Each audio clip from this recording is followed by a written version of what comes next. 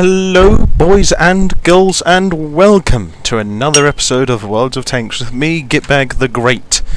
Today I thought I'd go back to basics and do another World of Tanks review for you guys. And in this one, the subject of today's review is the mighty and very well regarded Tier 5 Soviet heavy tank, the KV-1. Now, if you're wondering what the background is in the garage, well, basically World of Tanks is about 4 years old this year, and particularly recently. So, Wargaming have been doing a lot of discounts, a lot of deals, a lot of challenges to celebrate this, and as a part of that, they've also released this special edition, limited time garage to anyone who owns the game. Quite a nice look garage actually. Got a lot of interesting selection of flags. I mean, you look there, you've got Spain, Turkey and Poland, Brazil, Canada and the US, France, I think that's Germany, and Costa Rica, I believe, Argentina, can't really make it, oh wait, I think that's Italy and Great Britain. But yeah, very nice background in fact. But yes, today we're going to take a look at the mighty and very well regarded KV-1 Tier 5 Soviet heavy tank. Now, the last tank review we did was technically of a Soviet Tier 5 heavy tank, the Churchill 3, although the Churchill 3 was actually a British design that was lent to the Soviets in the Second World War through the Lend-Lease program, in which the Americans and the British supplied the Russians with great surplus of military arms and equipment in order to help them stave off Operation Barbarossa in 1941 and the continued German offensive in 1942. The KV-1, on the other hand, as you probably guessed, is a homegrown Russian recipe. This is a home tank designed in the tank yards of the USSR. And it certainly shows. I mean, it certainly shows the hallmarks of Russian design in the early eras of tank combat. I mean, you've got sloped frontal armour here, you've got high tracks covering most of the side, so that a lot of the side is, what do you call it, spaced armour. And you've got a very, very well-rounded turret, very clear hallmarks of Russian design.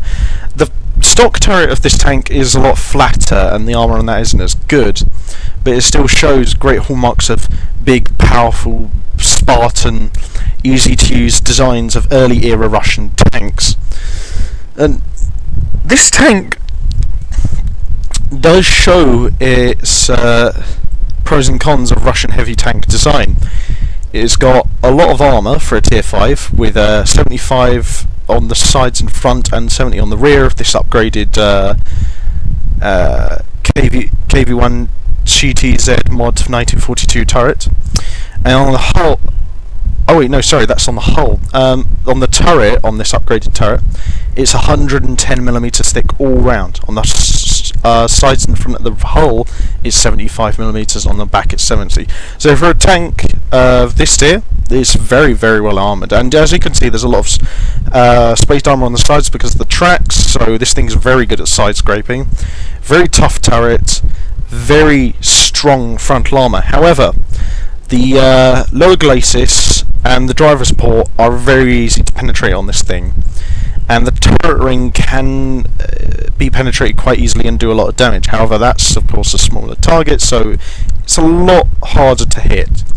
The hit points on this thing aren't bad. 640, that's pretty good. Weight load limit of up to 55.8 tons with the upgraded suspension.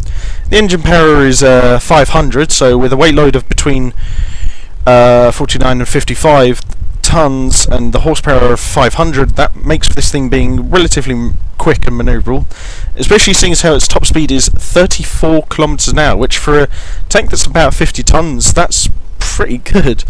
Traverse speed isn't amazing, it's only 20 degrees per second, but then again, it's, you know, it's a Russian heavy tank, you know, you can't expect these things to be overtly mobile like, say, American heavy tanks or even British ones. Now, on this 85mm gun that I've equipped on it, the 85mm f30 cannon, you can shoot around 12 rounds per minute when you've got it pretty much unupgraded. I put a gun rammer on this thing because it does help a lot. I'd suppose with, depending on what skills you gave your crew, and if you gave it a gun rammer and crew ventilation, you could probably get this up to at least a couple more shots a minute.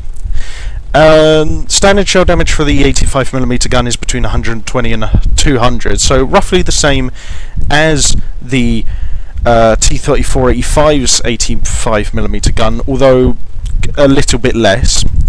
Standard shell penetration is between 90 and 150mm with the standard armor piercing ammo, so pretty good penetration. With the APCR it's even greater, it's 121 to 201, so with the APCR you could even penetrate the front of a Tiger tank, and this thing does have standard tier 5 matchmaking, so it does have the potentiality to go up against things like tier 7 heavy tanks, although if it goes up against something like, say, the Tiger P, which has the same frontal armour as the Tier 8 German tank destroyer, the Ferdinand, then this thing will have trouble.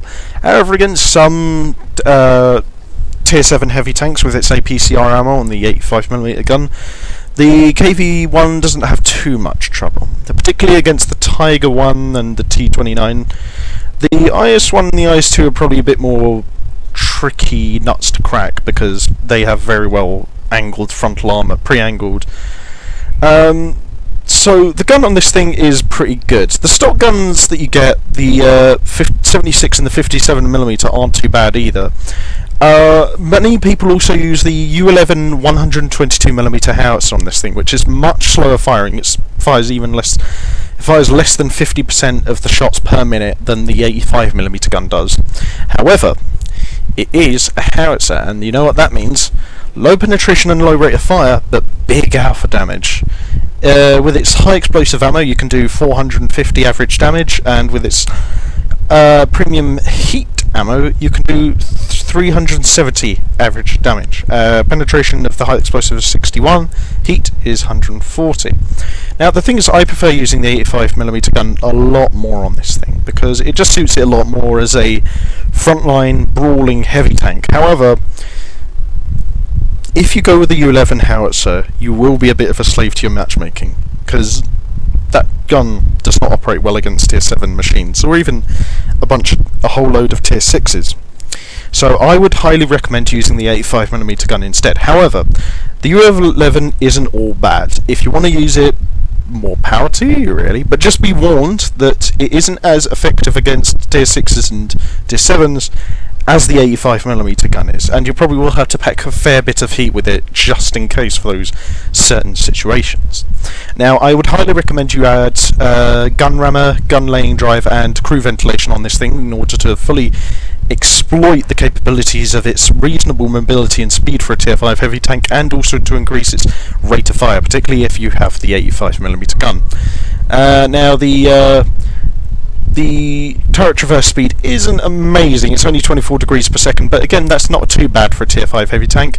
View range is 310 with the upgraded turret, and radio range, if you fully upgrade the radios, 440, which is actually very good for a tier 5 heavy tank, but again this isn't really much of a scout.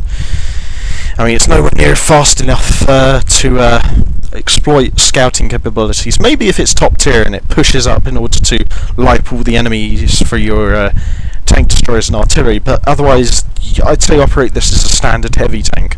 Brawling, but keeping together with, say, your mediums in order to crush the enemy flanks and drive back their more heavily armoured units. This thing is particularly effective in platoons of it, although it is still effective as a solo tank. What I would recommend if you're doing a mixed platoon of tier 5 heavy tanks is platooning this up with, say, Churchill 3 and a BDRG-1B, or this and two BDRG-1Bs, because the BDRG-1B, the tier 5 French heavy tank, isn't as manoeuvrable, it's not as quick, it's not as well armoured, but it does have the biggest gun out of the tier 5 heavy tanks. The Churchill 3, or even the Churchill 1 to a certain degree, have a very high rate of fire, so combining that with the greater mobility and alpha damage of this tank would be very wise. Now, I am going to show you a couple of replays with this with the 85mm gun, and I'm also going to show you maybe one or two with the U11 howitzer, just to give you a gist of how this thing operates with both of those weapons. So let's take a look at how this beast handles on the battlefield. Okay, so as I said, this thing gets standard tier 5 matchmaking, so it will go anywhere between tier 3 matches to tier 7 matches. Now this is the best possible matchmaking really for the KV-1. Only a couple of tier 5 heavy tanks on the enemy team, and a couple of tier 3s and tier 4s spattered here and there. And top tier, so this is a very, very good situation for the KV-1.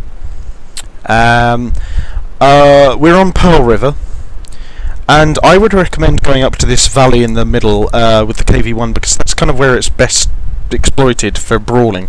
You could take it round to the Valley of Death near the north of the map there, around A7.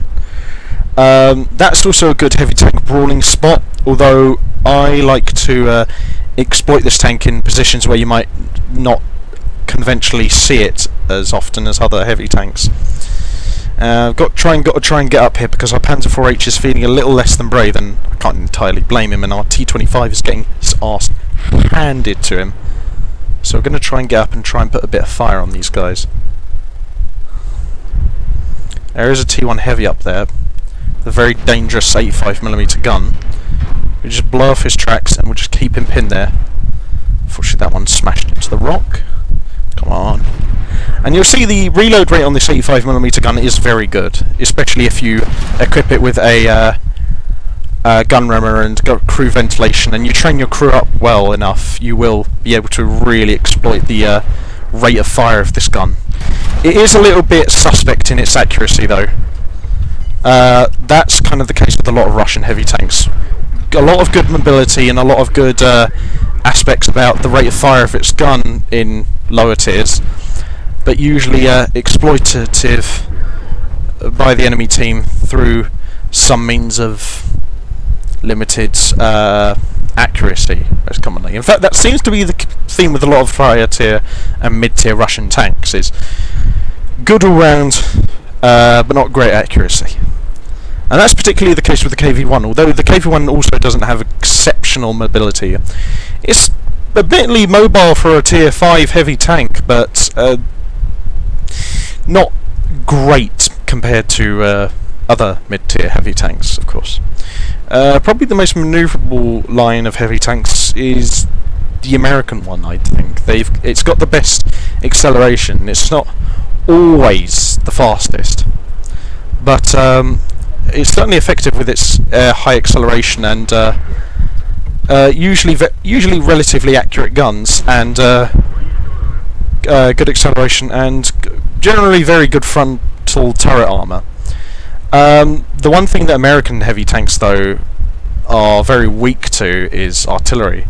My friend Telescuffle drives around a lot in his M103 and T105, and he always complains about getting completely caned in by artillery, and I can't entirely blame him. I mean, at tier 9 and 10, artillery is bloody powerful, even with low alpha damage, high accuracy artillery lines such as the French one. However, the Russian heavy tanks aren't entirely privy to being invulnerable to artillery fire either. Probably the best example of this is probably the IS-3, which is probably the most famous of the Russian heavy tanks. It's a tier 8 heavy tank leading towards the IS-7 tier 10 heavy tank. And the IS-3 is a very good tank. It's probably one of, if not the best, tier 8 heavy tank in the game. I don't have it, although I do plan on getting it one day. Now, the IS-3 is a very mobile, well-armoured machine, but at the same time it also has a very flat rear, and it's also a very long tank, so if you get an artillery shot in the rear of your tank, particularly on the top of the engine deck, you're going to feel it. Like, you're really going to feel it. And that's kind of the same thing with the KV-1 as well, because this is a very long tank at tier 5. It's it's very vulnerable to artillery fire, particularly because it's not all that manoeuvrable. I mean, you saw it earlier when I was duking it out with that T1 Heavy, that I was taking a lot of damage and getting absolutely pummeled by those enemy artillery pieces. Fortunately now most of them are dead, although their guerrilla is still up and about, and he's actually doing pretty good. Now the main threat I've got to deal with now is their enemy KV-1, who's trying to come to take the base. Now one of our light tanks, the Covenant, he's trying to hook around and take the KV-1 from behind. Giggity giggity. Although I don't think he's going to get there in time. Our artillery are trying to defend themselves, so big props to them. Although it's probably going to be up to me to deal with this guy. Miss. Unfortunately, like I said, the accuracy of this gun isn't excellent, and he probably is going to kill me.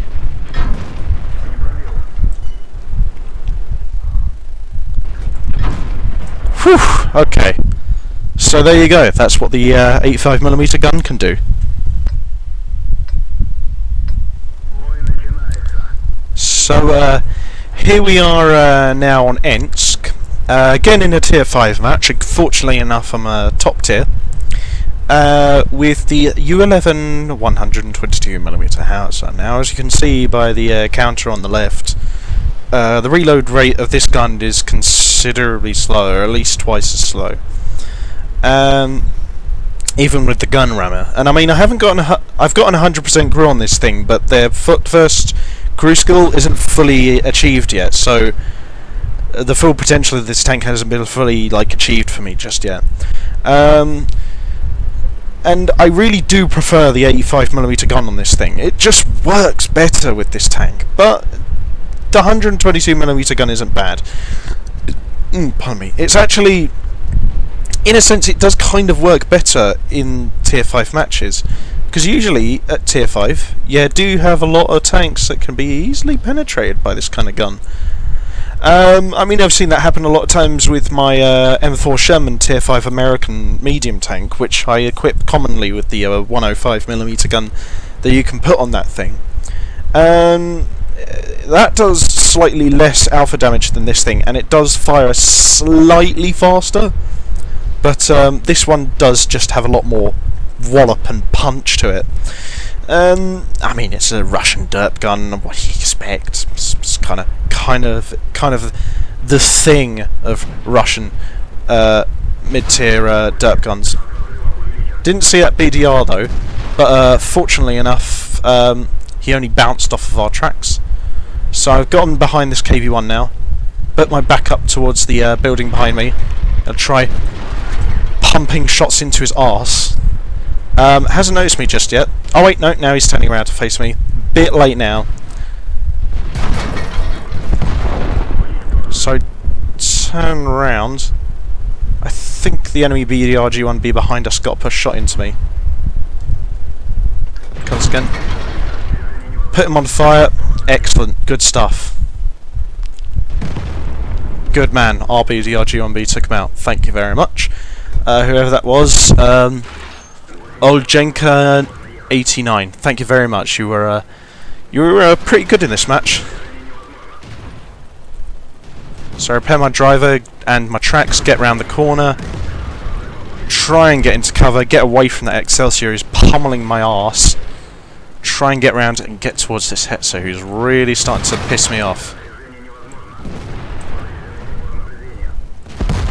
Fortunately the Stug has taken us out, but as you can see, the 122mm howitzer is very effective on this thing, particularly in urban environments. I think I'll spectate the BDRs for a little bit. Again, it does work a lot more effectively if you use the gun rammer and crew ventilation upgrades to fully exploit the reload rate of this thing, and that does come more into fruition with the 85mm gun, considering that thing's higher rate of fire. However, if you want to risk it, if you want to, chance that you're going to more likely get into tier 3 and 4 matches and tier 5 matches with the KV-1, then there's nothing wrong with using the U11 howitzer. I'd just say it makes the KV-1 more of a slave to its matchmaking, in all honesty. it's not a bad gun. It's certainly a lot more powerful, but its penetration is a bit suspect again, of course, because it's howitzer. And it's just very lacking in the reload rate and accuracy department, particularly for tier 5 tanks. And I mean, that's even taking into account the fact that it's, you know, a Russian mid-tier derp gun. You know, it's just a bit inconsistent for me, in all honesty. And I mean, I'm sure there was one or two shots there where I could have just outright smashed through the enemy's armour and done full damage with the high explosive ammo on this thing, but it's just a little bit inconsistent. Again, not a bad gun, but just use it with caution. Fortunately enough, it seems like our team is mopping up quite well. Our two BDR-G1Bs actually did a lot of damage in this match. They got 6 kills between them. Wait, were they platoon together? No, they weren't platoon together, but they both did quite well. One of them didn't even have the fully upgraded 90mm gun. He only had the 75mm. But anyway, I hope this video has showed you guys a little bit of how to operate the KV-1, and hopefully it's entertained you as well. I'm sorry the second replay where I showed you the U11 howitzer was a little bit short and a bit on the anticlimactic side, but I think it shows, you know, just how the gun can work. It's a little bit inconsistent, but can do a lot of damage if used correctly. But anyway, until next time, I wish you guys the best of luck, have fun whatever you're playing, and I'll see you guys on the battlefield.